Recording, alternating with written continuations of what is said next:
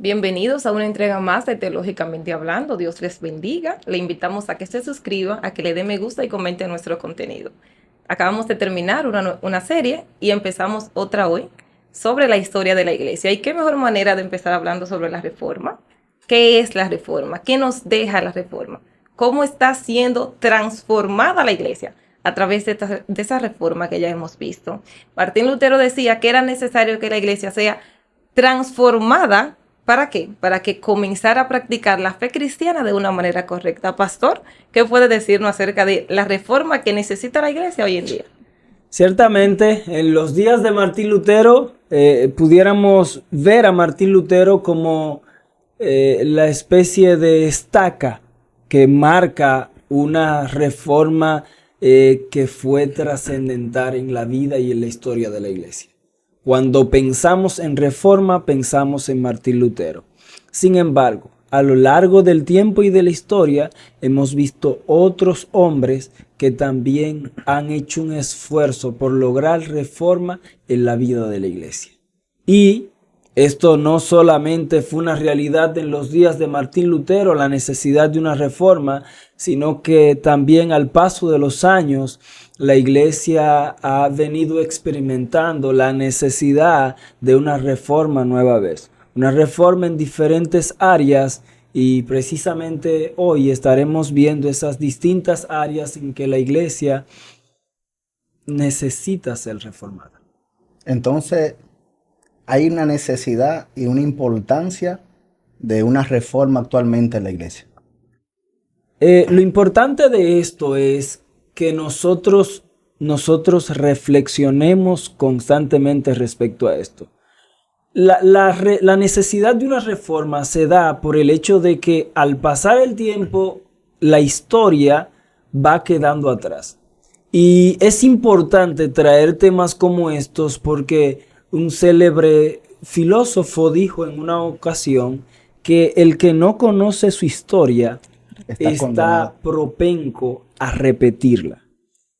Entonces, en ese sentido, conocer la historia de la iglesia y las razones por las cuales hubo reforma, ver ese panorama nos permite entonces en la actualidad poder contemplar en este paralelo comparativo de si es necesaria una reforma. Entonces ahí hay dos preguntas entonces. ¿Qué es una reforma y por qué hubo una reforma en los tiempos de Martín Lutero? Ciertamente, mira, en los tiempos de Martín Lutero no quiso dividir la iglesia porque la reforma no es división y esto es importante que se tenga en consideración. La necesidad, el deseo de Martín Lutero era poder producir un cambio en la forma y la vida de la iglesia de esa época, que la única iglesia que se tenía era la iglesia católica. Estaremos hablando de esto más adelante. Pero esa era la única iglesia y él quería que la iglesia volviera a los principios de una predicación bíblica, de una alabanza fiel, de una predicación expositiva. Martín Lutero quería lograr una transformación en la forma de administración también de la iglesia, la vida, la guianza de la iglesia. Sin embargo, de alguna forma vemos que la iglesia o los líderes se resistieron a esto y Martín Lutero entonces terminó con un grupo llamado los luteranos, o otros se llamaban reformadores y otros se llegaron a llamar de alguna manera protestantes. Entonces, pero el deseo de él no era ese. De hecho, Martín Lutero murió con la conciencia de que él era católico. Murió incluso hasta con la ropa, la túnica de monje católico. Esa era la idea de él. Entonces, si queremos lograr una reforma en nuestros días también, es importante que nosotros tengamos esto en consideración. Reforma no es división. Reforma es lograr una transformación en la cosmovisión de las personas que están con nosotros. Pastor, si hablamos de reforma para nuestros días, para la iglesia actual que estamos viviendo, la iglesia necesita transformar totalmente, ya sea lo que cree o de lo que siempre se ha hablado, o necesita mejorar esa práctica que estamos teniendo sobre la fe cristiana? ¿Es una reforma para mejorar o es una reforma para un cambio total, un cambio radical? La reforma en la iglesia se da es precisamente porque hay cosas que hemos cambiado que debemos volver a retomar. Ese fue el tema en los días de Martín Lutero y pienso que ese es el tema en nuestros días. Por ejemplo, ninguno de nosotros en nuestra mente es capaz de pensar en Martín Lutero predicando un evangelio llamado de la prosperidad. Imaginémonos a Martín Lutero con el mejor coche de esa época, una colección de coches de esa época de lujo. Pensemos en Martín Lutero haciendo esto y nuestra mente no nos permite hacer eso. Cuando pensamos en Martín Lutero, pensamos en un hombre que trata de defender la verdad que él había recibido de las Escrituras. De hecho, lo que llevó a Martín Lutero a una reforma fue en la Epístola a los Romanos capítulo 1, cuando él encontró precisamente: más el justo por la fe vivirá. Él entonces se dio cuenta de que había algo mal con lo que se estaba predicando y enseñando. Entonces, de alguna forma, Martín Lutero dijo: lo que están predicando no es el evangelio. Entonces, debemos de regresar nueva vez al evangelio. Entonces, podemos empezar por el evangelio de la prosperidad, algo que hay que pagar, un precio que hay que pagar para ser salvo, para que Dios te bendiga. Tienes que pagar, tienes que dar dinero. Entonces, no se veía eso en los días de Martín Lutero, que mientras él predicaba, había un recipiente a los pies de él y la gente traía sus relojes de oro, sus anillos de oro, sus carteras, su dinero, su sueldo. Esa no era la realidad de Martín Lutero. Entonces, si algo como esto estuviera pasando en nuestros días, o tal vez está pasando en algún lugar del mundo, entonces debemos de reflexionar en que realmente la iglesia hoy necesita una reforma. Entonces, comenzaríamos con algo importante. Son 6 puntos importantísimos. 1, la necesidad, entonces, de una reforma en la predicación de la palabra. Bueno, he visto tantas cosas en la forma en que algunos predican que pareciera como que hay algún tipo de método o estrategia en la forma de entregar el sermón para que esto sea efectivo. De acuerdo al deseo de la gente, lo que la gente desea escuchar. Eso es lo que los predicadores y los expositores van a dar. Entonces el apóstol Pablo le está diciendo a Timoteo: tienes que cuidarte, porque llegará un punto en el camino en el que la gente deseará escuchar algo específicamente de acuerdo a la respuesta de su concupiscencia, de sus deseos. Y esos predicadores no van a predicar la verdad del evangelio. Ellos van a predicar exactamente lo que la gente quiere escuchar. Y si la gente quiere escuchar que está bien, esos predicadores le dirán que está bien. Y si la gente quiere escuchar que llegó el tiempo del avivamiento, esos predicadores lo repetirán 10.500 veces. Pero ya lo estamos viviendo, pastor. Si es así, es lo que estamos viendo actualmente. Bueno, lo ve usted. Lo veo yo. Sí. Okay. Por eso es la necesidad de una reforma, porque sí, es lo que estamos viendo actualmente. Lo que sucede es que la iglesia debe constantemente, continuamente repensar, reflexionar. Necesitamos una reforma. O sea, eso debe de ser algo real en nuestras vidas. Entonces, en ese aspecto, nosotros debemos meditar en nuestro tiempo actual, ¿qué tanto nosotros necesitamos? ¿Qué tan profundo necesitamos una reforma? Volvemos de nuevo, por ejemplo, he escuchado predicadores tomar texto de las Escrituras, descontextualizarlo, sacarlo de contexto, pero están diciendo algo que de alguna manera no está anclado a la verdad del texto, pero es emocionante al oído de la gente. Entonces, hay que tener mucho cuidado con eso, con la forma, con el contenido del mensaje.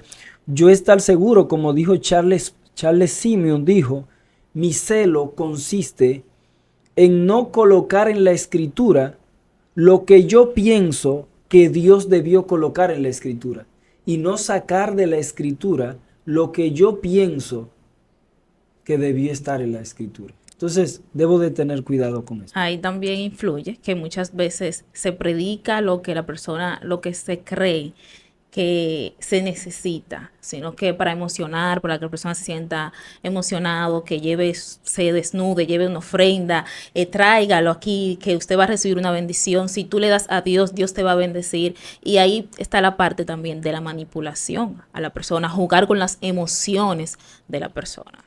Eso es así. Bueno, la iglesia de la Reforma, el tiempo de la Reforma, la iglesia católica como tal, era una iglesia que a través de las indulgencias le prometía a la gente que comprando esas indulgencias obtenía la salvación y su salvación estaba segura. Es un pergamino parecido a un diploma, pastor. Un pergamino. Ay, Entonces, Dios mío. uno pudiera decir, qué gente más poco pensante. Porque ¿cómo piensas que puedes obtener la salvación por un pergamino que esté firmado por el Papa? Pero realmente, en medio de un tiempo de tanta necesidad, de tanta incertidumbre, donde no sé si mi salvación está o no está segura, entonces la gente acudía a este tipo de cosas. Pastor, y ahí volvemos a caer al tema de que se necesita una reforma en el contenido de la predicación. Porque si la gente puede conocer las escrituras, o sea, ya no va a ser ignorante a lo que otro le diga. O sea, ya no vamos a estar de acuerdo en todo lo que tú me quieras decir porque yo también conozco las escrituras. Ahí es que- Y eso era algo que Martín Lutero quería. Si la gente tiene acceso a las escrituras, si la gente puede leer la palabra del Señor, también puede conocer qué tú me estás diciendo acerca de las escrituras. Realmente. O sea, voy a conocer también la palabra del Señor. Voy a ser transformado por esa palabra del Señor, que era algo que Martín Lutero quería. O sea, la misma palabra que me transformó a mí, yo quiero que lo transforme a ustedes. Michelle, realmente lo que necesita el pueblo es tener un estudio minucioso de la palabra de Dios. Mi pueblo perece Por falta por de falta de conocimiento. conocimiento. Si nos sumergiéramos con un estudio responsable de la palabra del Señor, este tipo de cosas no se vieran. Pero como muchos ignoran el conocimiento de la palabra de Dios, caemos en esta situación.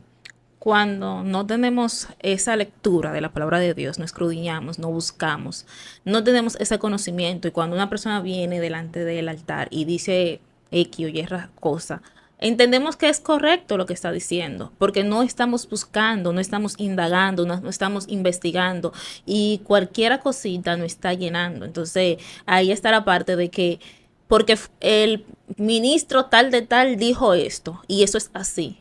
No estamos indagando, y algo que debemos de tener, tenemos la palabra, tenemos ese privilegio de tener la palabra de Dios, de grandes escritores, de libros, tenemos el internet, porque muchas veces tenemos el internet y lo utilizamos en otras cosas. Es mucho más fácil entrar a TikTok, a Netflix, HBO, cualquier aplicación de esas, que indagar, buscar el contexto, qué pasó, por qué, cuándo. Una de las cosas es que no hace tan difícil el preguntar por qué, cuándo, qué pasó. Tengo que investigar, y se nos hace más cómodo estar sentado, venir al servicio domingo a domingo y decir amén, lo recibo, y no escudriñar. Ahí entraríamos entonces en el tercer punto, pastor, la necesidad de una reforma en la formación teológica de la iglesia. Bueno, hablando acerca de esto mismo que acabas de plantear, Martín Lutero, hablamos de Martín Lutero como el gran reformador. Sí. Oh, gracias por Martín Lutero, que reformó la iglesia, que trajo un cambio, una transformación. Pero Martín Lutero tuvo una formación bíblico-teológica. Martín Lutero fue bachiller en teología, y siendo bachiller en teología, él comprendió todas estas verdades de las escrituras, se encontró con las escrituras, los pasajes de las escrituras, empezó a analizarlo, pero él tenía un conocimiento previo acerca de la teología. Se hizo licenciado en teología y siendo licenciado en teología tenía un conocimiento más amplio acerca de la teología, de la Biblia. Cuando él llega a Roma y él ve todo lo que ve en Roma, que él se imaginaba que Roma era un lugar súper santo, era el lugar santo, santo, santo, que él entonces ve que en Roma tienen burdel, que dentro de Roma hay adúlteras, hay prostitutas, y que de hecho los sacerdotes en las capillas de allá de Roma, uno daban las misas y cobraban por la misa, y él dando una misa, uno se le acercó y le dijo, date rápido para recibir otro grupo más para Se está viviendo cobrar. eso actualmente. Pero Nancy, ten misericordia de mí para que la audiencia no me apedree. Ok. Pero sí, lamentablemente se están viviendo ese tipo de cosas y son cosas en lo que nosotros debemos de reflexionar como iglesia. La prioridad es la gente. Y voy a poner este paralelo. Jesús era un predicador de multitudes. A Jesús se le agolpaban las multitudes. Jesús le predicaba a 5,000 personas como nada, 15, 20,000 personas. Esa era la realidad de Jesús. Él fue la persona más popular en ese momento en el que él está allí predicando en Palestina. Sin embargo, él fue capaz de sentarse con una adúltera en el pozo de Jacob, una samaritana, y predicarle a ella el evangelio. Para Jesús la gente era lo más importante. Más importante. Hoy en día pareciera como que el dinero es realmente lo que es importante. Lo que predomina. Ya no, hay que tener cuidado con llamar la atención el pecado de la gente y demás, porque se siente mal, se disgusta y se va de la iglesia. Para Martín Lutero no, para Martín Lutero él tenía un compromiso con la formación bíblica teológica porque él estaba enfocado en una transformación, lograr una transformación en la vida de la iglesia de esa época. Cuando él llega a Roma, él se encuentra con todo esto y él dice, esto no es lo que yo veo en las escrituras. Y cuando él regresa nueva vez a la ciudad de Westminster, él está allí y él dice, oye, vi cosas desastrosas allá en Roma. Y entonces hizo un doctorado en teología. Se siguió preparando. Cuando él vio todos esos males, él dijo, yo me tengo que seguir preparando, tengo que seguir profundizando en las escrituras. Yo tengo que ver si acaso soy yo el que estoy equivocado. Porque esas personas que están haciendo todo eso allá en Roma y que estoy viendo aquí, son personas, se supone, que están por arriba, son líderes. Y cuando él se preparó como doctor en teología, entonces construyen una nueva universidad y lo quieren poner como decano de esa universidad. Él no quería, pero entonces Stoupin, un consejero del rey, le dijo a él, Lutero, ¿acaso no ves la cantidad de vidas que pueden ser salvadas y transformadas a través de esa posición? Y entonces él pasó a ser decano y como decano predicaba en la capilla.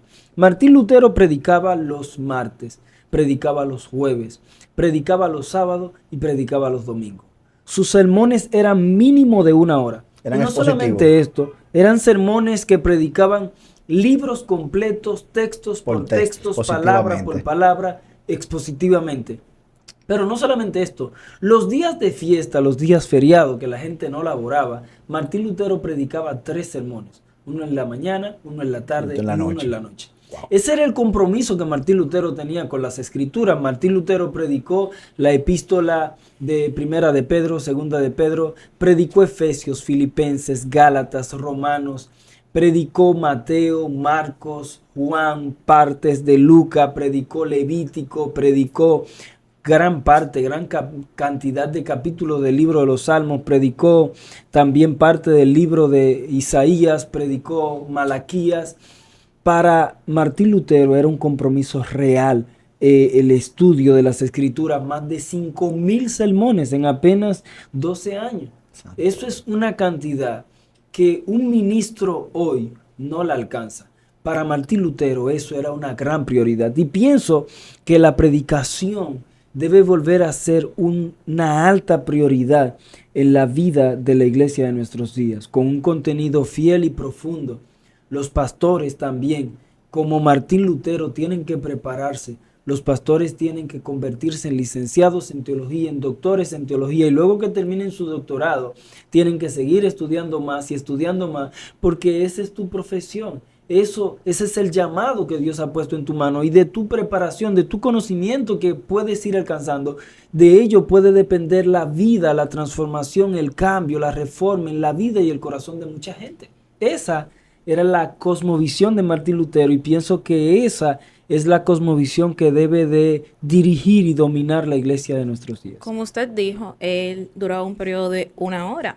Hay un pequeño problema, que normalmente las iglesias tenemos la costumbre de que duramos 30 minutos en oración, pero duramos 50 minutos en adoración. Entonces, cuando llega el momento de la prédica, lo que le dedicamos prácticamente son 20 minutos y están todos los hermanos mirándose unos a los otros, y que son las 9:30, que tengo que poner la cena, me tengo que ir, y empiezan a salir uno por uno. Entonces, ahí está la parte de que también debemos de dedicarle tiempo a esa parte de escuchar y captar la palabra. Y con relación al estudio teológico de las Escrituras, hablando de una reforma en ese aspecto, ¿usted dejaría que yo, que no tengo ningún tipo de conocimiento de medicina, le hiciera una operación El corazón abierto. corazón abierto? Bueno, te aseguro que jamás en mi vida me atrevería a poner mi corazón y permitir que un bisturí en tu mano. ¿Qué pasa entonces actualmente? Que muchas personas se exponen a predicadores que no se han dedicado al estudio minucioso y no se han expuesto constantemente al estudio de la teología.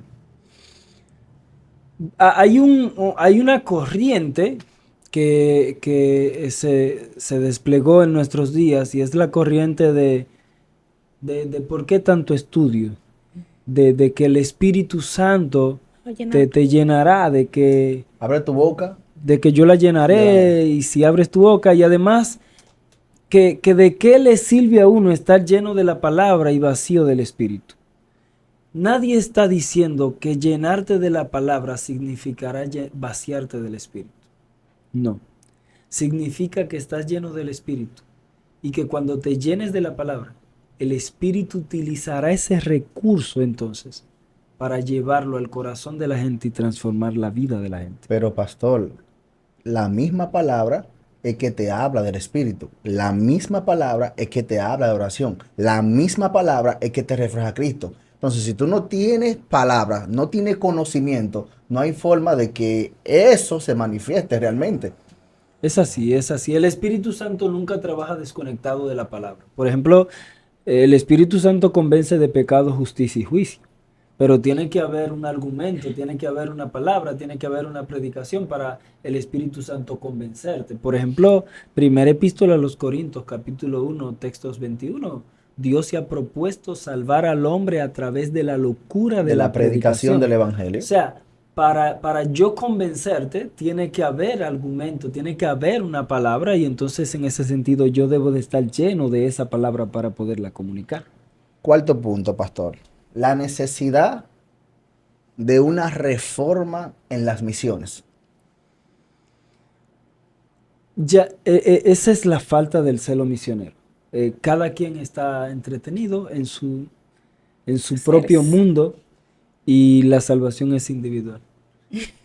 Esto es como sálvese quien pueda. Y entonces ya yo estoy salvo, sálvese quien pueda. En una ocasión, y para ilustrarlo a través de una anécdota, en una ocasión un capitán de bomberos le entregó un tocadisco a alguien del cuerpo de bomberos, y hubo una alarma, y los bomberos salieron a responder a la alarma y dejaron al chico en la estación de bomberos, que era bombero también, y él estaba escuchando su tocadisco. Sonó la alarma, y entonces él era el único que quedaba. Así que él tomó el camión de bomberos, se puso su traje contra incendio y fue al lugar. Cuando él llega al lugar, él ve la casa incendiada. Pero él decidió sentarse a escuchar su tocadisco. Al siguiente día, encontraron que en la casa el padre estaba abrazado, calcinado en el closet de la casa con su hijo, y que la madre estaba calcinada, abrazada debajo de la cama de la niña. Lo llevaron a una corte militar y le dijeron, ¿por qué usted no hizo nada para salvar la vida de esa gente? Y él entonces hizo unos cuantos alegatos, su abogado, que el incendio estaba muy avanzado y que por eso él decidió escuchar su tocadisco porque total ya el incendio estaba muy propagado. Y hubieron un sinnúmero de defensa, pero de repente el fiscal le hizo una sola pregunta. Y la pregunta fue, cuando usted asumió el cargo de bombero, ¿usted juró que daría su vida para salvar a los demás? Sí. Sí. Eso fue suficiente, entonces fue condenado por el cargo de la muerte o asesinato de 4 personas. Wow. Diríamos, wow, qué trágico, pero él tenía el traje que él necesitaba, un traje contra incendio para enfrentarse a eso. Pero él tenía la manguera y tenía el camión también con el agua para poder extinguir Sofocar ese fuego. Pero él no hizo nada. Y esa es la realidad en la vida de tal vez algunos cristianos. Están en los cultos entretenidos con su tocadisco, escuchando canciones muy románticas y muy bonitas. Mientras las personas se mueren cada día incendiadas por el fuego del pecado que les consume.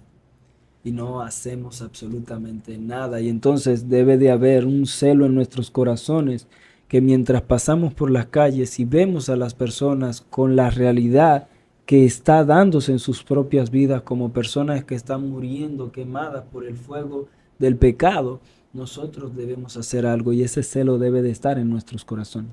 Hay dos cosas, pastor. Hay un imperativo del Señor. Ir y hacer discípulos. Es un mandato. No es si yo quiero, no. Es un mandato. Vayan y hagan discípulos a todas las naciones, predicando el Evangelio. Y en otra ocasión, el apóstol Pablo dice, ay de mí si no predico el Evangelio. Entonces, estamos en desobediencia a la palabra de Dios. Lo que sucede es que, yo te voy a decir la verdad, un cristiano no se va a perder por no predicar el Evangelio. Pero un cristiano salvo siente el deseo de predicar el Evangelio. Amén. Amén. Pastor, ¿y cómo usted dice eso? Amén. Y menos en una plataforma tan abierta como este y un contenido que va a ser visto por miles de personas. ¿Cómo usted dice algo como eso? Lo que sucede es que si digo que el cristiano va a ser salvo por predicar el Evangelio, estoy diciendo entonces que hay un precio que pagar por la salvación. Estoy diciendo que el sacrificio de la cruz no fue suficiente y que se necesita el pago de la cruz más otra cosa. Y esa no es la realidad. La realidad es que todo el precio por nuestra salvación y todo lo que nosotros necesitábamos para ser salvos, Cristo lo cubrió y lo pagó en la cruz del Calvario. Ahora, Cristo ha hecho tanto por mí, fue tan alto el precio que Él pagó por mí, que hay una respuesta de gratitud, de agradecimiento en mi corazón por lo que Cristo hizo por mí. Y eso me lleva, me mueve, me motiva a poder compartir con otros esta tan hermosa y valiosa noticia. El endemoniado gadareno, Jesús lo libertó y él entonces quería seguir a Jesús y Jesús le dijo, ve y dile a las personas cuán grandes cosas Dios ha hecho contigo. Es una respuesta de gratitud, eso es la predicación. La Amén. mujer samaritana también. Amén. Sí, Claro. también. 2 puntos, pastor. Necesitamos una reforma en la forma de adoración. Debemos de reevaluar el contenido de lo que cantamos, eso es importante. Martín Lutero dijo 2 cosas sobre la adoración, sobre la alabanza. Martín Lutero dijo que la alabanza es predicación con música. Eso es increíble. La alabanza porque es predicación. con música. Entonces, esto quiere decir Y esto debemos de reflexionar en esto porque entonces, ¿qué es lo que estamos predicando a través de las canciones? ¿Acaso estamos predicando que el hombre es el centro? O que Cristo es el centro. ¿O que Cristo es el centro? Estamos predicando en la música acerca del dolor del ser humano, acerca del dolor de la gente, O de la acerca del exaltación de sufrimiento Dios. de la gente, acerca de lo que siente la gente, acerca de lo que De vengarme. quiere la gente, acerca de venganza, acerca de esto. ¿Qué es lo que estamos predicando en nuestras canciones? Cuando miras el libro de los Salmos, ves que el salmista David cantaba las misericordias de Dios, cantaba la bondad de Dios, cantaba la justicia de Dios, cantaba al amor de Dios, cantaba a la salvación del Señor. Pero cuando vamos en Isaías capítulo 6 y vemos los ángeles cantar, cantan a la santidad de Dios. Cuando vemos en Apocalipsis 4:8 en adelante, nosotros vemos que estos ángeles cantan a la santidad de Dios y al gobierno de Dios. Los modelos bíblicos de cánticos y de alabanza son canciones que te explican quién es Dios y te exaltan lo que Él es. Entonces, en ese sentido, deberíamos reflexionar acerca del contenido de la música, de las canciones que estamos consumiendo en nuestros días. Pastor, hasta ahora hemos estado hablando sobre estos 5 puntos que necesitan ser reformados en la iglesia de hoy en día. Y hemos visto que tienen algo en común, y es la responsabilidad con la que estamos haciendo eso, o bíblicamente cómo lo estamos haciendo. Nuestro contenido, tanto en la predicación como en la adoración, están siendo bíblicos, y hemos visto que hay que retomar cosas que ya hemos perdido. Sí. De eso es que estamos hablando, sobre retomar esa transformación. Esa reforma que necesita la iglesia es volver a cosas que estábamos haciendo y la dejamos de hacer. La cambiamos para llamar al público por medio de nuestros mensajes, por medio de nuestra adoración, por medio de lo que tu sentimiento quiere escuchar y anhela cantar. Wow. Pero debemos de reflexionar en esto de verdad. La iglesia de nuestros días está muy centrada en el hombre. Y la primera epístola a los Corintios 11:31 dice que todo lo que hagamos, hacedlo para la gloria de Dios. O sea, es la gloria de Dios, es Dios el que necesita ser exaltado, promovido, proclamado, es Dios. Pero pastor, ¿y mi sufrimiento? Es que no, aún tu sufrimiento tiene que ser algo que tú atravieses con la conciencia de que al final voy a vivir mi proceso de sufrimiento para que al final termine exaltando a Dios. Jesús dijo, Señor, sánala, para que la gente cree, para que tu nombre sea glorificado. Jesús vino al mundo siendo Dios y Él, todo lo que hacía era para que su Padre sea glorificado. Amén. Todo debe de terminar allí. La alabanza debe de ser como, y la vida cristiana, y aún la predicación, debe de ser como un manantial que termina desembocando en una cascada. Todo concluye allí, la gloria de Dios. Seremos salvos, ¿sabes para qué? Para la alabanza de su gloria. Todo es allí, la gloria de Dios. Todo se trata de la gloria de Dios. La predicación debe de ser para la gloria de Dios. Y fueron una de las cosas de Martín Lutero, uno de los puntos, 5 puntos básicos en los que Martín Lutero vemos que se enfocó para una reforma en la iglesia de sus días. En primer lugar, sola escritura, sola escritura, solo la escritura. No ninguna otra cosa, es solo la escritura. De hecho, Martín Lutero no tenía un reglamento eclesiástico y demás. Él dijo no. Todos esos reglamentos eclesiásticos han dañado la forma bíblica en que la gente debe de vivir. Un sinnúmero de reglamentos que incluso hasta contradecían las verdades bíblicas y otras cosas que no tenían ningún tipo de asidero bíblico.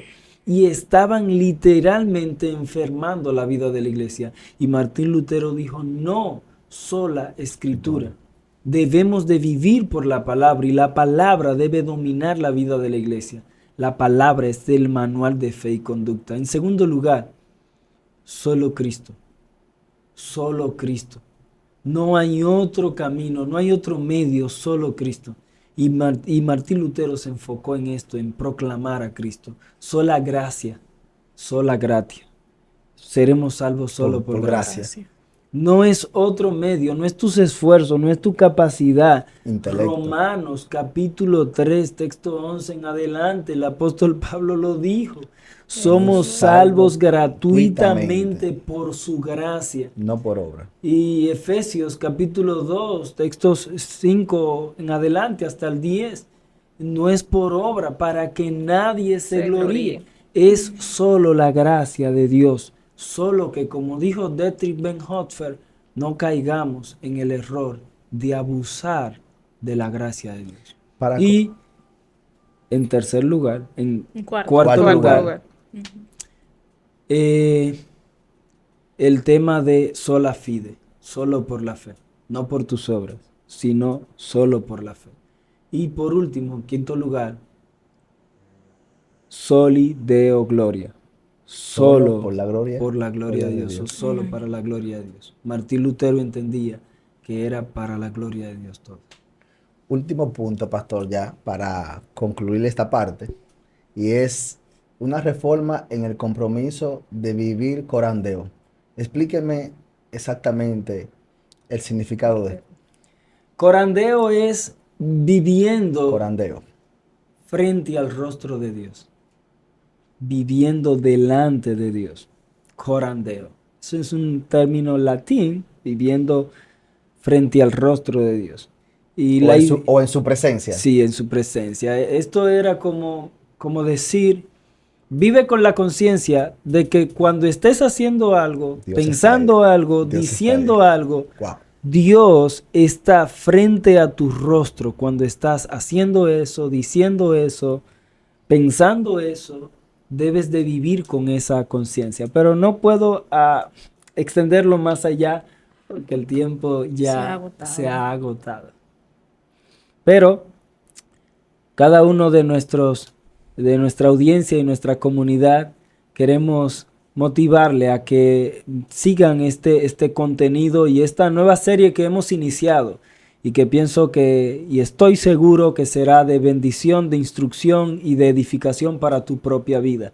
Recuerda comentar el contenido, saber lo que piensas, lo que opinas. ¿En qué otras áreas entiendes que la iglesia necesita ser reformado? Te leo en los comentarios. Síguenos. Esto es Teológicamente Hablando.